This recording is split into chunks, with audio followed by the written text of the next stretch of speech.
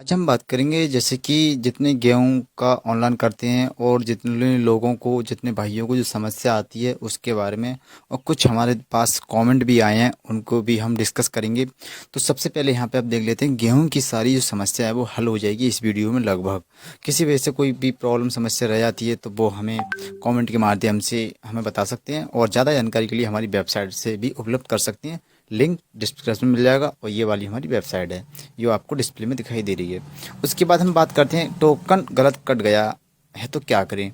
तो मैं इसका क्वेश्चन का ये आंसर मैं आपको देना चाहूँगा कि आपने जो कोड टोकन है वो काट दिया है और कटने के बाद आपका सेंटर आपने सोचा कि हमारे आसपास में जो शहर है शहर में सेंटर लगाते हैं ले भी होते हैं वहाँ पे हमें काटना था, वहाँ पे हमारा बट नहीं कटा। तो हम क्या करें, तो हमें क्या करना होगा कि बाई चांस अब हम इस टोकन पे तो गेहूँ बेच नहीं सकते, तो आपको 7 दिन का इंतज़ार करना पड़ेगा। दोबारा से उसी टोकन को काट सकते हैं। फिलहाल आपको 7 दिन से पहले टोकन नहीं काट सकते, मेरी कंडीशन में ये है। उसके बाद आता है गेहूं की मात्रा की सत्यापन की स्थिति निरस्त।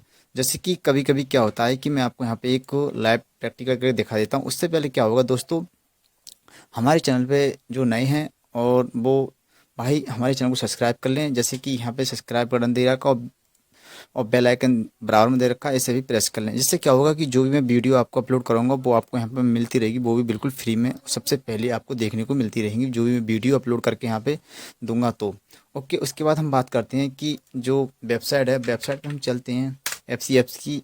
तो वहाँ ये वेबसाइट भी आपको लिंक डिस्क्रिप्शन में मैं यहाँ पे दे दूँगा। ये ओपन हो रही है। उससे पहले क्या है कि हम कुछ कमेंट पढ़ लेते हैं। जैसे कि हमने कुछ कमेंट निकाले हैं। यहाँ पे इनका कमेंट आया था, सिम चौधरी हैं, ये रजिस्ट्रेशन तो कर लिया है बट टोकन जनरेट नहीं हो पा रहा है। तो मैं इन भाइयों को बता देता हूँ, जैसे कि ये कह रहे हैं हमारा टोकन जनरेट नहीं हुआ है।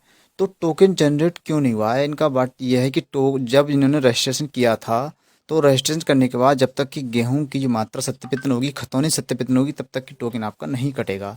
इनका जो क्वेश्चन है उसका आंसर मैंने यहाँ पे आपको बता दिया है। रजिस्ट्रेशन करने के बाद ये नहीं कि आप हाथों हाथ टोकन काट लें। उसके बाद हम आगे बढ़ते हैं। जैसे कि इनका आया है, ये बोल रहे हैं भाई जी मेरा अकाउंट नंबर रजिस्ट्रेशन गलत हो गया है। यानी कि इनका अकाउंट नंबर और रजिस्ट्रेशन जो हुआ है गलत हो गया है और मैं गेहूं तुला दिया, अब क्या होगा। तो मैं इनके लिए सजेशन कहना चाहूँगा कि इनका रजिस्ट्रेशन नंबर गलत हो गया है, जो भी इनका अकाउंट नंबर है गलत हो गया है, कोई बात नहीं, तुल जाने दो। अगर आप जो भी यहाँ पे आपने गेहूं तोला है लेवी पर, तो वहाँ पे आप जाके बात करें कि हमारा जो पासबुक की फोटो कॉपी है उससे दे के काम हो जाएगा या फिर हम नया रजिस्ट्रेशन करें उस पर काम होगा, वो बता देंगे ये वाली समस्या के लिए। तो इनकी समस्या इस तरह सुलझेगी। और आगे बात करते हैं हम। जैसे कि इनका ये दोबारा से कमेंट आ चुका है। तीसरा कमेंट है, मैंने गेहूं तुला दिया है, बाद में पता चला कि अकाउंट नंबर गलत है, तो ये कैसे सही होगा। तो मैंने अभी ये सवाल का जवाब दिया था, यही वही सवाल आया हुआ है। इनका भी अकाउंट नंबर है वो गलत हो चुका है। यहाँ तो इसके लिए आप दोबारा से री एंटर रजिस्ट्रेशन करें। अगर रजिस्ट्रेशन नहीं करना चाहते हो तो आप यहाँ पे गेहूँ तोल के आए हैं सेंटर पर, उस सेंटर वाले से मिलें, उससे बात बताएं कि हमारा गेहूँ का जो रजिस्ट्रेशन है बैंक का वो गलत हो चुका है, दोबारा से हम फोटो कॉपी दें तो आप इसे फॉरवर्ड कर दोगे या नहीं है, वो बता देगा इतनी बात। उसके बाद हम दोबारा से फिर तो कमेंट पढ़ते हैं, रजिस्ट्रेशन तो कर लिया है बट टोकन जनरेट नहीं हो पा रहा, ये भी हमने पढ़ लिया। उसके बाद बिना गेहूँ मात्रा और बैंक अकाउंट के सत्यापित के गेहूँ तुल सकता है क्या, खतौनी सत्यापित है, प्लीज आंसर दें। ये कह रहे हैं बिना गेहूं मात्रा और बैंक अकाउंट सत्यापित किए। भाई इसमें बैंक अकाउंट सत्यापित हो चाहे ना हो पर गेहूं तुल जाएगा। बात करते हैं इसमें खतौनी सत्यापित हो जाती है, कोई टेंशन नहीं है, पर गेहूं की मात्रा है वो सत्यापित होनी कंपलसरी है। गेहूं की मात्रा में ही आपको वजन लिख के आता है कि आपका वजन कितना है, उतने हिसाब से तो आप वजन है उतना ही तो हिसाब से वजन तोलोगे अपना गेहूं। ऐसा नहीं है कि आपका 10 मान लो 10 कुंटल का है, आप कहोगे मैं 15 कुंटल तोल दूँ, ऐसा नहीं होगा ना। जब तक कि वहाँ जो है हमारे SDM जिलाधिकारी होते हैं वो जब तक सत्यापित नहीं करेंगे उसे, तब तक वजन उस पर लिख कर नहीं आता है। तो उसके बाद हम आगे पढ़ लेते हैं, और भी हमारे पास कमेंट है इसी प्रकार की। तो हम आगे देख लेते हैं जो हम गेहूँ इसके होम पोर्टल पर चलते हैं। उसके बाद मैं एक आपको एक नंबर का स्टेटस दिखाता हूँ, इसमें क्या लिखा हुआ आ रहा है। जैसे कि मैं यहाँ पे उसके बाद कैप्चा 0247, उसके बाद मैंने डाल दिया। तो जैसे कि मैंने आपको यहाँ पे एक ये वाला दिखाया गेहूं की मात्रा सत्यापन की स्थिति। तो जो मात्रा है वो इसकी स्थिति क्या है। तो जैसे कि यहाँ पे मैंने एक रजिस्ट्रेशन किया था, उसके बाद यहाँ पे जे आ रहा है गेहूं की मात्रा है, कुल बेचे जाने वाली गेहूं की मात्रा सत्यापित। तो सत्यापित में इनका क्या करा है, जो उपजिलाधिकारी साहब हैं उनने इनका निरस्त कर दिया। सारे कॉलम में निरस्त निरस्त निरस्त आपको देखने को यहाँ मिलेगा।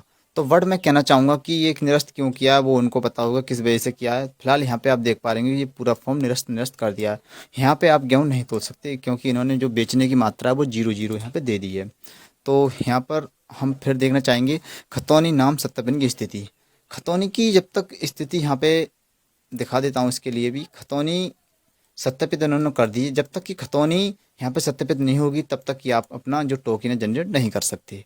फिलहाल मात्रा यहाँ पर आती है तो हम टोटल देख सकते हैं कि कितना हमारा गेहूँ तुलेगा, बट यहाँ पर सत्यापित खतौनी होनी चाहिए तभी आप अपना टोकन जनरेट कर पाएंगे। उसके बाद चलते हैं बैंक खाते की सत्यापन की स्थिति।